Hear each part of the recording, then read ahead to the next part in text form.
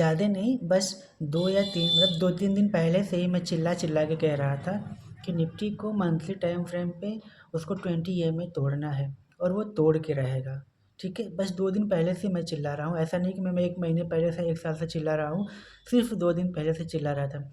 फिर भी न जाने कि क्यों पुट राइटर्स जाके वहाँ पे ट्रैप हो चुके हैं, ठीक है। और आज मार्केट ने क्या किया है, सीधा गैप डाउन खोला है और मार्केट को तो पाताल में ले जाके बैठा दिया है, ठीक है। और मैं बोल रहा था कि जब भी मंथली टाइम फ्रेम पे 20 EMA टूटेगा, एक पोजिशनली बड़ा फॉल देगा और मार्केट ने आज उसको तोड़ दिया है, ठीक है। तो हमें मेंटली प्रिपेयर हो जाना चाहिए कि यहाँ से अब कम से कम मार्केट को, जैसे 22,400 था तो वो 21,800 के आसपास वो अपना, या 22,000 पे थोड़ा हटा ले सकता है, लेकिन 22,000 पे तो नहीं, 21,800 तक का उसका डोर ओपन हो चुका है, ठीक है। तो आप इसको मेंटली प्रिपेयर हो जाइए कि मार्केट को अब एक बड़ा पोजिशनल फॉल देना पड़ेगा, ठीक है। तो अब कब आएगा फॉल, कैसे आएगा, कोई नहीं जानता है, लेकिन मार्केट अभी भी एक पूरी तरह से बेरिश के कंट्रोल में हो चुका है, ठीक है। तो देखिए ये जो बड़ा क्रैश आज आया है, ठीक है, बेसिकली हमारा जो IT सेक्टर और जो ऑटो सेक्टर है इनकी वजह से है। सबसे अधिक फॉल आप देखिएगा तो लगभग 4% का करेक्शन दिया है IT सेक्टर ने, ठीक है। और ऑटो सेक्टर भी अच्छा खासा टूटा है और लगभग सारे इंडेक्स तो अच्छे खासे करेक्ट हुए हैं, लेकिन जो मेन कंट्रीब्यूशन था वो किसका था, IT का था। तो बेसिकली IT हम क्या करते हैं, एक्सपोर्ट करते हैं to the America and to foreign country, other country को, ठीक है। तो वैसे ही अमेरिका का बिटकॉइन देखो तो बहुत ज़्यादा क्रैश कर चुका है बिटकॉइन, ठीक है। तो हमने कल की वीडियो में या शायद परसों, कल ही शायद वीडियो में हमने बताया था कि हमारी जो GDP है ना वो बेसिकली ड्राइवन बाई है IT एक्सपोर्ट, ठीक है। हमारा जो GDP है, हमारा जो एक्सपोर्ट है, ये दोनों चीज़ें हमारी IT सर्विसेज पे डिपेंड करती है, जो कि हम एक्सपोर्ट करते हैं, ठीक है। हम भारत इसको भारत से बाहर निर्यात करते हैं। तो जब ये चीज़ें अगर ग्लोबल में, फॉरेन में जहाँ पे हम चीज़ें एक्सपोर्ट कर रही हैं वहाँ पे सिचुएशन अच्छी नहीं होगी।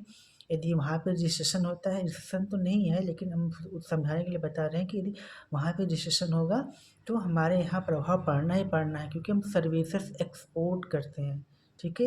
यदि हम गुड्स एक्सपोर्ट करते हैं मैक्सिमम तो हमें उतनी प्रॉब्लम्स नहीं होती हैं, हम सर्विस एक्सपोर्ट कर रहे हैं। इसलिए इंडिया आप देखो तो मैंने कल एक शॉर्ट्स वीडियो में बताया था कि कहाँ पे कितने ऑर्गेनाइज्ड जॉब है या people are engaged in organized way, ठीक है। तो वहाँ पे इंडिया में सिर्फ 15% लोग ऐसे हैं जो ऑर्गेनाइज्ड जॉब में इंगेज्ड है, ठीक है। ऑर्गेनाइज्ड जॉब मतलब कह सकते हैं वह सेक्टर जो एक संगठित रूप से कार्य करता है, ठीक है।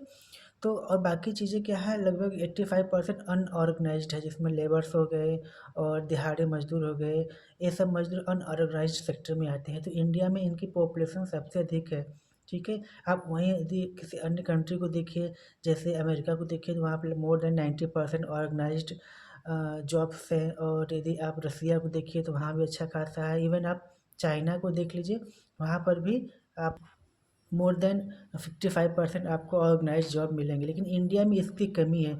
जब तक ऑर्गेनाइज सेक्टर इंक्रीज नहीं होंगे, देश का GDP इंक्रीज होना थोड़ा नेक्स्ट टू इम्पॉसिबल है। और GDP इंक्रीज करने के लिए जैसा हम मोर फोकस करते हैं अपने सर्विसेज को एक्सपोर्ट करने में, तो हमको गुड्स भी एक्सपोर्ट करना होगा, हमको अपने मैन्युफैक्चरिंग यूनिट्स बनाने पड़ेंगे तभी, और उनको प्रमोट करना होगा मैन्युफैक्चरिंग की। हम खुद चीज़ों को मैन्युफैक्चर करें, गुड्स को मैन्युफैक्चर करें और उनको एक्सपोर्ट करें, फिर वहाँ से जो GDP आएगी वो एक रियल GDP ग्रोथ दिखेगी। तो देखिए आज मार्केट में इतना बड़ा जो क्रैश आया है, इसके पीछे का क्या कारण है, इतना बड़ा क्रैश अचानक से कैसे आ गया, ठीक है। तो देखिए कई चीज़ें चल रही हैं, जैसा कि जिनमें से सबसे इम्पोर्टेंट चीज़ें 2-3 चीज़ें हैं जिनको हम बताने की कोशिश करेंगे। सबसे पहला चीज़ तो थी कि आज हमारा GDP का डेटा आने वाला है कि हमारा अपकमिंग क्वार्टर्स में और अपकमिंग ईयर्स में हमारा GDP कैसा परफॉर्म कर सकता है। तो फाइनेंशियल ईयर 25 में एक्सपेक्टेशन है कि 6.3 टू 6.2 के बीच में हमारा GDP रहने वाला है, ठीक है। और इस क्वार्टर जो Q3 में है, इसमें हमारा एंटिसिपेशन है कि हम इसमें 6.3 के आसपास का GDP ग्रोथ कर चुके होंगे। तो देखिए प्रॉब्लम तो यहीं पे शुरू होती है। 6.3 यदि आप बोल रहे हो कि हमारी जीडीपी हम Q3 में करेंगे, और आप यदि एज्यूम कर लो कि 6 to 7 पॉइंट हमारा इन्फ्लेशन है, तो मोटा मोटी हम ये कह सकते हैं कि हमारी जो ग्रोथ है वो 40% और 14% की होनी चाहिए। ठीक है, तो जितने भी क्वार्टरली रिजल्ट आए हैं कंपनियों के, आप हमको कमेंट में बताओ कि ऐसी कितनी कंपनियां हैं जो कि 14% से ईयर ऑन ईयर या क्वार्टर ऑन क्वार्टर ग्रोथ की हैं। ठीक है, तो बहुत कम कंपनी आपको ऐसे मिलेंगी जो कि 14% से ग्रोथ की हों, शायद 1% भी कंपनियां नहीं होंगी जो कि 14% से ग्रोथ की हुई। तो या तो डेटा मैनिपुलेट किया जा रहा हो, या तो या फिर कुछ और प्रॉब्लम हो। ठीक है, तो जो जीडीपी डेटा आने वाला है वो उसका इम्पैक्ट की वजह से जितने भी इन्वेस्टर हैं थोड़ा सेंसिटिव है, और वो शायद वो अपना माल अभी बेच रहे हैं कि जैसा डेटा आएगा वैसा हम प्लान करेंगे। ठीक है, पहला रीज़न तो ये हो गया। और दूसरा रीज़न क्या है? दूसरा रीज़न है कि अमेरिका ने जो बोला था कनाडा, मेक्सिको, चाइना पे टैरिफ लगाएगा, वो अपकमिंग मंथ में, तो 4 मार्च से वो अप्लाइड हो जाएगा। ठीक है, 4 मार्च से कनाडा और मेक्सिको पे 25% और चाइना पे एडिशनली 10% का टैरिफ इम्पोज हो जाएगा। ठीक है, तो ये दो चीज़ें हो गई जो मार्केट को क्या की है, बहुत अधिक बेरिश बना दी हैं, जिसकी वजह से हमारा मार्केट ने एक अच्छा खासा गैप डाउन ओपन किया और बहुत बड़ा करेक्शन और क्रैश किया। और तीसरा जो सबसे इम्पोर्टेंट है, जिसने सबसे मेरे एज पर माई एनालिसिस जो सबसे बड़ा रोल प्ले किया है मार्केट को करेक्ट होने में, अभी वो है कि एक डेटा आया है जो डेटा ये बता रहा है कि पूरे वर्ल्ड पे लगभग 318 ट्रिलियन डॉलर का कर्ज है, जो कि 2024 से 25 में बढ़ के लगभग 7 ट्रिलियन से इंक्रीज हुआ है। मतलब आप समझिए कि इंडिया की इकॉनमी जितनी है, ठीक है, उसका डबल पूरे वर्ल्ड पे डेप्ट इंक्रीज हुआ है। ठीक है, और ये स्पेशली किसमें, specially America, China, India, Brazil, ये 4-5 देश ऐसे हैं जो कि मैक्सिमम इन कंट्रीज़ में डेप्ट क्या हुआ है, इंक्रीज हुआ है। इसमें नाम क्या है, इंडिया का भी है। तो किसी देश पे यदि डेप्ट इंक्रीज होता है तो मार्केट उसको नेगेटिव लेता है, और इंडिया का नाम है इसमें, तो मार्केट ने आज, अच्छा मार्केट को आज ही क्यों गिरना था?